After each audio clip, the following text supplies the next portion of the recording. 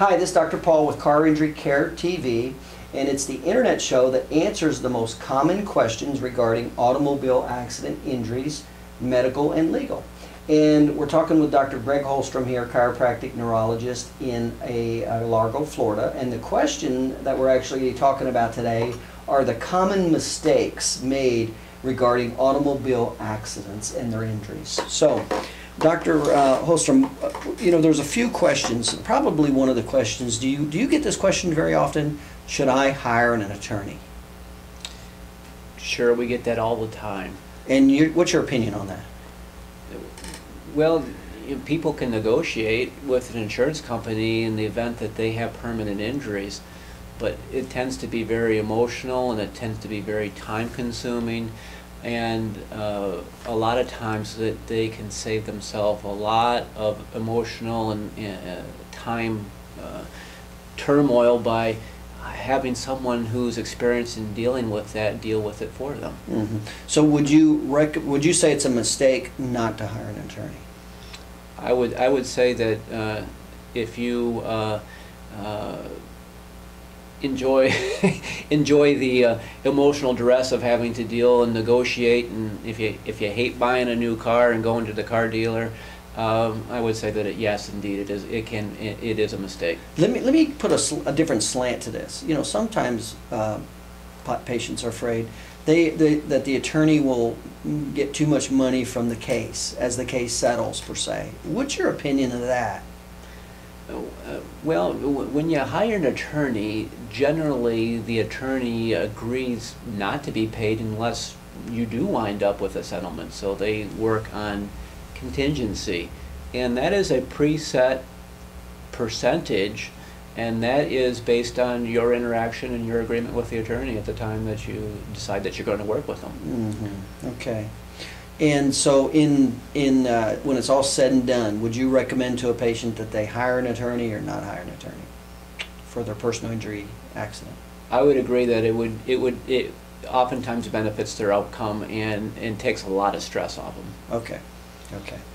And let me throw another question here in regards to a common mistake. What about sometimes patients who are afraid to file their accident report or follow through with care because they're afraid that their rates are going to go up?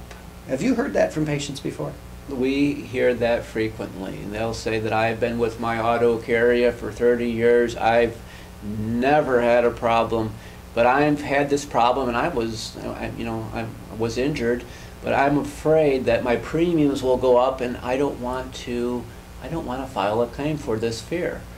And my response to that, Dr. Paul, is why buy insurance and pay your premiums all this time if you're not going to use your insurance? Right. That's what it's there for, to help you in the event that this occurs. If they didn't file the report because they're afraid the rates are going to go up and they have problems down the road, is there a chance that they may not get those taken care of now? There's a high probability of that because if they wait too long, they'll have a hard time showing causal relationship between the auto injury and their complaint. So it could be two negatives. Not only that, but you can possibly heal wrong, but also you may not get coverage when you now need it. That's correct. Okay. All right. What about when sometimes when patients do see doctors? What about sometimes the attorneys will pressure them into signing an early settlement? Has that ever happened with your patients? Well, oftentimes the attorneys don't pressure them into that, but oftentimes it's the insurance company or agents of the insurance company that will tend to pressure them. And what they'll do is they will offer them cash money at that moment to sign away their benefits, which means that they are signing away their ability to have their medical expenses reimbursed in the event that they need them. And they're also signing away their ability to any compensation in the event that these injuries play out and they wind up with a permanent injury. And I take it you've seen that before? Absolutely, we have, and it's very hard for sometimes people who have cash flow problems in their life to resist the temptation of of the money, and believe me, when the insurance company offers that, it's usually far less than what the case would be worth in the event that they do wind up with permanent injury. Mm-hmm. Okay. And then what about the mistake of sometimes when patients start to feel better, they start to miss appointments, and then how does that play out in their case? If they have a case, I take it that would not be good for their case, would it? No, it isn't, and that is sometimes a common problem because people and patients are motivated by pain, and as their pain levels reduce, a lot of times they don't have the same incentive and the motivation to follow through with care. But at the same time, when someone's trying to sit down and say, hey, you know, you've been left with some permanent impairment here as a result of this objective injury, we see you are here, but you know there's these big gaps in care. How serious was your problem? You know, we don't really think you had a problem, right. And we don't think it's that serious because even though you did, you know, and the kids were sick and your boss was after you to work overtime, it's important that you make some arrangement to make sure you follow through with your therapy plan. I could see where that would give the impression that you don't have a serious injury. Yes, yeah, and that's something that's argued often. And then how so it not only will negatively impact their possible compensation, but how will that affect them clinically and how they heal? Clinically, that affects their healing in a very negative way oftentimes because as they heal, they go through these phases of repair and healing, which first involve inflammation, and they go through a repair phase, and then they go through a remodeling phase.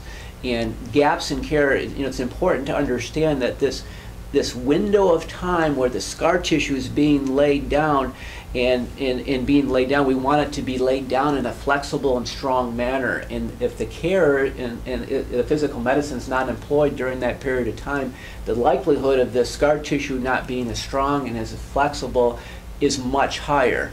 And they can be winding up with permanent impairment and permanent problems that they otherwise wouldn't have had had they had proper follow-through. So they not only can, if they miss appointments, they not only can negatively impact their compensation, but then they also are possibly setting themselves up for a permanent injury because they didn't get the care needed in that window of opportunity. Is that a fair statement? That's a fair statement. Now, how does medication play a role? Because a lot of times I know patients, you know, they get in an accident, they just start taking medication.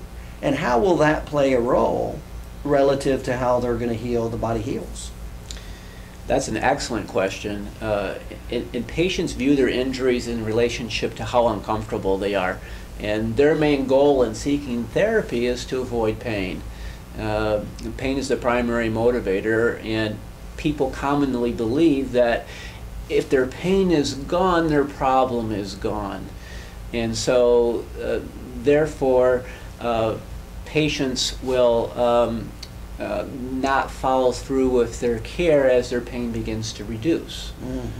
And so, with that being said, they run the likelihood that if they're satisfied with their care when their pain is better, they run the likelihood of the functional medicine being missed in that window of opportunity, and then winding up with scar tissue that doesn't hold them together as well as it should. So, am I hearing you right when you say, so if they're taking the medication during those windows of opportunity you talk about, and they're not getting the physical medicine, that would adversely affect their healing?